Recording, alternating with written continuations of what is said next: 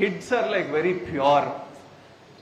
ఎట్లుంటామంటే పక్కన చూసేది, స్కూల్లో జరిగేది, ఇంట్లో చూసేది, ఇవి చూసి మా పర్సనాలిటీ డెవలప్ అవుతుంటుంది. నేను ఈరోజు ఇలా ఉన్నానంటే మా ఇంట్లో అమ్మా నాన్న వల్ల, నేను చదివిన స్కూల్ పుట్టపర్తిలో ఉన్న సర్కమ్స్టెన్స్ సిచ్యువేషన్ వల్ల, నా టీచర్స్ వల్ల, నా ఫ్రెండ్స్ వల్ల, వీటన్నిటి నుంచి what I learned is what I became. So it's very important for the teachers and parents to set the right environment. ఇంట్లో మీరు పిల్లలు ఆల్రెడీ ఫస్ట్ సెకండ్ ర్యాంక్ వస్తున్నారు, మంచిగా చదువుతున్నారు, మనం వాళ్ళకి కరెక్ట్ హ్యాపీ హెల్దీ ఎన్వైరన్మెంట్ ఇచ్చి వాళ్ళని గైడ్ చేస్తూ ఉండాలి. మొన్న మేము ఎక్కడో షూట్ చేస్తున్నాం, కడపలో షూట్ చేస్తున్నాం. నేనున్న గెస్ట్ హౌస్ పక్కన అక్కడ వర్క్ చేసే 200-300 ఫ్యామిలీస్ ఉన్నారు. ఒకరోజు రాత్రి షూట్ నుంచి వస్తుంటే ఎవరో అరుస్తున్నారు. మొత్తం చూస్తే ఒక 30-40 మంది పిల్లలు ఉండే. వాళ్ళందరినీ పిలిచి వాళ్ళతో మాట్లాడి ఫోటో దిగుదాంరా అంటే అందరు హ్యాపీగా, అందరు నీట్గా ఫోటో దిగినాం. కానీ అక్కడ 40-50 కిడ్సే ఉండే, ఇంకా చాలా మంది కిడ్స్ ఉన్నారు. వాళ్ళు నెక్స్ట్ డే మార్నింగ్ మేము అంతా వస్తామన్నా అంటే okay come, next day last day of shoot, పొద్దున్నే రండి, నేను షూట్ నుంచి డైరెక్ట్ హైదరాబాద్ వెళ్ళిపోతున్నా అంటే నెక్స్ట్ డే నేను స్నానం చేసి షూట్కి బయలుదేరుతుంటే ఆల్రెడీ ఒక 50-60 కిడ్స్, ఒక 50 పేరెంట్స్ నీట్గా నిలబడి ఉన్నారు ఆర్గనైజ్గా. ఇట్లా నాకు చాలా ముద్దుగా అనిపించింది. నేను మెంటలీ ఏమనుకున్నా అంటే ఇప్పుడు 100 మంది ఉంటే ఇంత వైడ్ అయిపోతుంది కదా, నేను మధ్యలో నిలబడితే అందరితో ఫోటో రాదు, ఫస్ట్ ఇక్కడ వెళ్ళి నెక్స్ట్ అటు వెళ్ళి నెక్స్ట్ అటు వెళ్ళి అందరితో దిగితే అందరికి ఫోటోస్ అని నేను నా మనసులో అనుకుంటున్నా.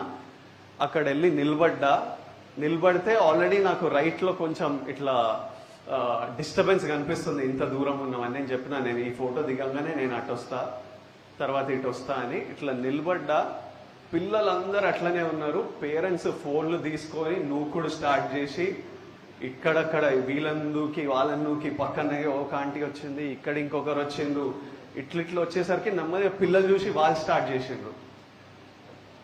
అక్కడ ఎంత డిస్టర్బెన్స్ అయిపోయిందంటే నేను ఫోటో ఇచ్చి నెక్స్ట్ రష్మిక రావాలి ఫోటో ఇవ్వడానికి.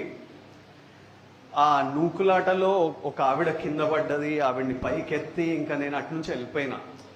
And I felt so disturbed that for the first 10 minutes while the parents were doing this, the kids were all so well behaved. And after seeing 5 minutes, all the parents pushing around and doing this, పిల్లలు అట్లా start చేసిండ్రు. నేనేమనుకున్నా ఇంకా parents కొద్దు, పిల్లలతోనే photo దిగుతాను, పిల్లల వరకు వెళ్తే అన్నా అని వాళ్ళు స్టార్ట్ చేసేసిండ్రు. అరే ఇట్లా ఎవ్వరికి ఇయ్యలేమురా ఫోటో ఇట్లా అని ఇంకా నేను వెళ్ళిపోవాల్సి వచ్చింది. But that was a example of for 30 seconds వాళ్ళ పిల్లలందరూ చూస్తున్నారు ఏం జరుగుతుంది. ఓకే మనం ఇట్లా వెళ్ళకపోతే ఫోటో రాదేమో, మనం కూడా ఇలా చేయాలేమో, మన ఫోన్లు తీయాలేమో అని ఇక్కడ పెద్దల్ని చూసి వాళ్ళకి అలవాటు వచ్చింది. So it's very important how మనం పెద్దల్లా మనం ఎట్లా కండక్ట్ చేస్తామో, మనం ఎట్లా బిహేవ్ చేస్తామో. ఎందుకంటే know that every word we're saying, మనం మాట్లాడే ప్రతి మాట, మన బాడీ లాంగ్వేజ్, మన బిహేవియర్, మనం మన మన మన వైఫ్తో ఎట్లా మాట్లాడతామో, మన పేరెంట్స్తో ఎట్లా మాట్లాడతామో, పిల్లలతో ఎట్లా మాట్లాడుతున్నామో ఎగ్జాక్ట్లీ వాళ్ళు అట్లనే బిహేవ్ చేస్తారు in the future. So primarily I request all teachers and all parents to create ఒక మంచి వాతావరణం, హెల్దీ వాతావరణం వాళ్ళకి క్రియేట్ చేస్తే tomorrow they will be exemplary, they will be so well behaved. అట్లా సొసైటీలోకి వెళ్తుంది ద ఎంటైర్ సొసైటీ. ఇంకా నాగర్ కర్నూలుకి వస్తే అరే వీళ్ళంతా ఇంత డిసిప్లిన్ ఉంటారు ఏంద్రా, ఇంత మంచిగా ఉంటారు ఏంద్రా అని ఒక దగ్గర స్టార్ట్ కావాలి. అది మన ఇంట్లలో స్టార్ట్ అవుతుంది, మన స్కూల్స్లలో స్టార్ట్ అవుతుంది.